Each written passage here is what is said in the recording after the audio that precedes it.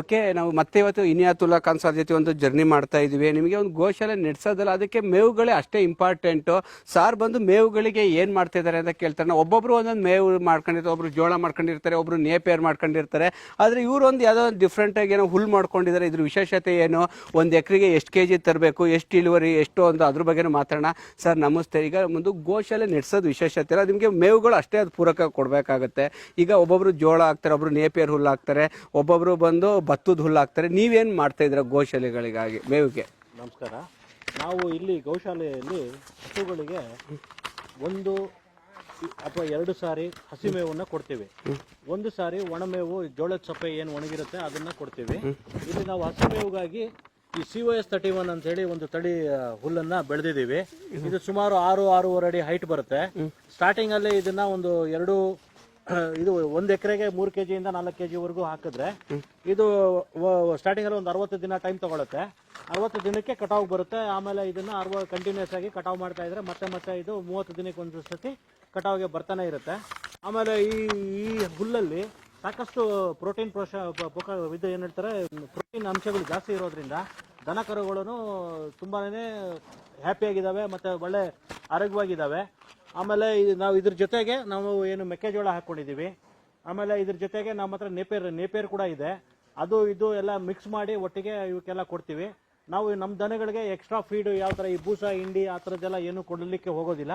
ಬರೀ ಹಸಿ ಮೇವು, ಒಣ ಹುಲ್ಲು, ಈ ತರ ರಾಗಿ ಹುಲ್ಲು ಈ ತರದನ್ನ ಕೊಟ್ಟು ಮೇವು ಮಾಡ್ಕೊಂಡಿದೀವಿ. ಇದು ತುಂಬಾ ಒಳ್ಳೆ ತಳಿ. ಈ ಹುಲ್ಲು ಆಕ್ಚುಲಿ ತಿಂಗಳಿಗೊಂದ್ಸತಿ ಕಟಾವ್ ಬರುತ್ತೆ. ತುಂಬಾನೇ ಚೆನ್ನಾಗಿದೆ, ಪ್ರೋಟೀನ್ ಅಂಶ ಚೆನ್ನಾಗಿದೆ. ಆಮೇಲೆ ಇದು ತಿನ್ನೋದನ್ನು ಯಾವ್ದು ವೇಸ್ಟ್ ಆಗದಿರಾ ಕ್ಲೀನ್ ಆಗಿ ತಿಂತವೆ. ಸರ್ ಇದಕ್ಕೆ ಏನಂತಾರೆ ಸರ್ ಈ ಸೀಡ್ಸ್ಗೆ? COS 31 ಅಂತ. 31. ಇದು 1 ಎಕರೆಗೆ ಎಷ್ಟು ಕೆಜಿ ಹಾಕ್ಬೇಕಾಗುತ್ತೆ? 3 ಕೆಜಿ ಇದ್ರೆ ಸಾಕಾಗುತ್ತೆ. 3 ಕೆಜಿ. 1 ಕೆಜಿ ರೇಟ್ ಎಷ್ಟಿದೆ ಸರ್? 600 ರಿಂದ 700 ರೂಪಾಯಿ ತನಕ ಇದೆ. ಈಗ COFS 31 1 ಎಕರೆಗೆ 3 ಕೆಜಿ ಸಾಕು. ಈಗ 3 ಕೆಜಿ ತೆಗೆದು ಉಗ್ಗೋದು ಅಷ್ಟೇ. ಉಗ್ಬಿಟ್ಟು ನೀರ್ ಎಷ್ಟು ದಿನಕ್ಕೆ ಒಂದ್ಸಲ ಹೊಡಿಬೇಕು? ಇದು ಒಂದು ವಾರಕ್ಕೆ ಒಂದ್ಸತಿ ನೀರು ಕೊಟ್ಟರು ತಡ್ಕೊಳ್ತದೆ. ವಾರಕ್ಕೊಂದ್ಸಲ ಇರೋದಾ?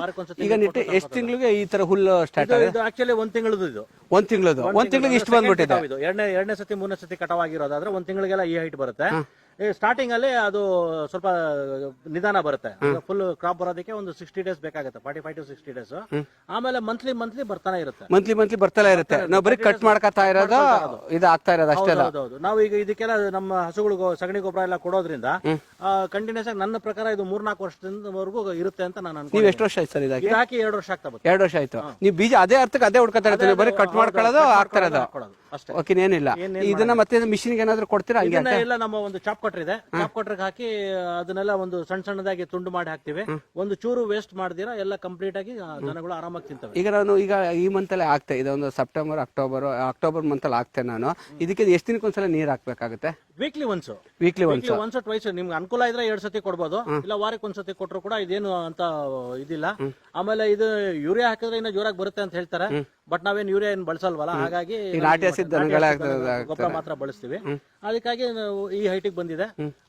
ಬಂದ್ರೆ ಒಳ್ಳೆ ಎನರ್ಜಿ ಫುಡ್ ಅಂತ ಹೇಳ್ಬೋದು. ಎನರ್ಜಿ ಫುಡ್ ಅಂತ ಹೇಳ್ಬೋದು. ಓಕೆ, ಈಗ ನಿಮಗೆ ತಿಂಗಳು ಬರ್ತಲೇ ಇರುತ್ತೆ, ಕಟ್ ಮಾಡ್ತಾರೆ. ನಮಗೆ ಈಗ ನಮ್ಮ 35 ಹಸುಗಳಿಗೆ ಯಾವುದೇ ಒಂದು ಬೇರೆ ಹೊರಗಡೆಯಿಂದ ನಾವೇನು ಮೇವನ್ನ ಕೊಂಡ್ಕೊಂಡ್ಬರೋ ಅಂತ ಅವಶ್ಯಕತೆ ಇಲ್ಲ. ಇದು ಕಟಾವ್ ಮಾಡಿರೋದು ಇದು ಎಲ್ಲ ಒಂದು ವಾರದ್ದು.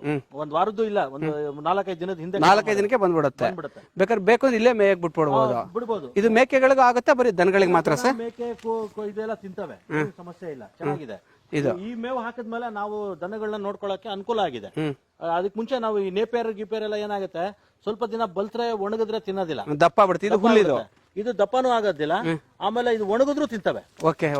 ಇದು ಒಣಗಿದ್ರೆ ನಾವು ಇದನ್ನೆಲ್ಲ ಕಟಾವ್ ಮಾಡಿ ಒಣಗಿಸಿ ಇಟ್ಕೊಂಡ್ರು ಕೂಡ ಬೇಸಿಗೆ ಕಾಲದಲ್ಲಿ ಒಣಮೇವು ತರ ಇದನ್ನ ಬಳಸಬಹುದು. ಇದು ಒಣಮೇವು ತರ ಬಳಸಬಹುದು, ಏನೂ ಆಗಲ್ಲ. ಬಳಸಿದ್ದೇವೆ, ನಾನು ಯೂಸ್ ಮಾಡಿದ್ದೀನಿ. ನೀವು ಯೂಸ್ ಮಾಡಿದ್ದೀನಿ, ತಿಂತವೆ. ಸರಿ, ಕಟಾವ್ ಮಾಡಿರೋದು ನೋಡೋಣ, 1 ತಿಂಗಳದಲ್ಲಿದೆ ಅಂತ. ಆ ಕಡೆ ಇದೆ, ತೋರಿಸ್ತೀನಿ ಬನ್ನಿ. ಓಕೆ, ಮತ್ತೆ ನಮಗೆ ಮೇವುಗಳಿಗೆ ಇದು ಎಷ್ಟು ದಿನದ ಅಂತ ಕೇಳೋಣ. ಅಲ್ಲಿ ನೋಡಿದ್ರೆ ಅಲ್ಲಿ ಹೈಟ್ ಇತ್ತು ಸರ್, ಇದು ಎಷ್ಟು ದಿನದ ಇದು? ಇದು ಕಟ್ ಮಾಡಿ 15 ದಿನ ಆಗಿದೆ. 15 ದಿನಕ್ಕೆ ನಮಗೆ already it has come to 2 feet height ಬಂದಿದೆ. ಬೇಕಾದ್ರೆ ಇದನ್ನೇ ಕಟ್ ಮಾಡಿ ಇದನ್ನ ಹಾಕ್ಬೋದು, ಇನ್ನು ನ್ಯಾಚುರಲ್ ಆಗಿರುತ್ತೆ. ಬೇಕಾದ್ರೆ ಈ ಕುರಿಗಳಿಗೆಲ್ಲ ಇದೇ ಸೈಜ್ಗೆ ಕಟ್ ಮಾಡಿ ಹಾಕ್ಬೋದು. ಕುರಿಗಳಿಗೆ ಇದಕ್ಕೆಲ್ಲ ನೀವು ಎಳೆದಿದೆ ಅಥವಾ ಬಲ್ದಿಬೇಕು ಅನ್ನೋಂಥದ್ದು ಏನಿಲ್ಲ. ಈಗಲೇ ಬೇಕಾದ್ರೆ ಇದೆಲ್ಲ ಕುರಿಗೆ ಈ ಮಟ್ಟಕ್ಕೆ ನಾವು ಕೊಯ್ದು ಹಾಕ್ಬೋದು. 3 ಎಕರೆಗೆ ತಗೊಂಡ್ರೆ ಇದೇ ಫುಲ್ ಹುಲ್ ಹಾಕಿರೋದ ಹೆಂಗೆ? COFS 3 ಎಕರೆಗೆ ಎಲ್ಲಾನು COS 31. ಇನ್ನೊಂದು ಅರ್ಧ ಎಕರೆ ಮಾತ್ರ ಜೋಳ ಹಾಕೊಂಡಿದೀವಿ. ಸುಮ್ಮನೆ ಅದು ಒಂದು ಸ್ಪೆಷಲ್ ಆಗಿ ಏನೋ ಒಂದು ಡಿಫ್ರೆಂಟ್ ಆಗಿರ್ಲಿ ಅಂತ ಜಾಸ್ತಿ ಇದನ್ನೇ ಹಾಕೋದು. ಇದನ್ನೇ ಹಾಕೋದು. ಕಟ್ ಮಾಡೋದು ಕೂಡ ಒಂದ್ 2 ಇಂಚ್ ಬಿಟ್ಬಿಟ್ಟು ಭೂಮಿಗೆ ಕಟ್ ಮಾಡಿದ್ರೆ ಅದು 1 ಇಂದ 4 ಹೊಡ್ಕೊಳ್ಳುತ್ತೆ. ಒಂಥರ ಗುಂಪಾಗಿ ಬರುತ್ತೆ. ತುಂಬಾ ಫಾಸ್ಟ್ ಆಗು ಬರುತ್ತೆ. ತುಂಬಾ ಪ್ರೋಟೀನು ಇದೆ, ತುಂಬಾ ಚೆನ್ನಾಗೂ ಇದೆ.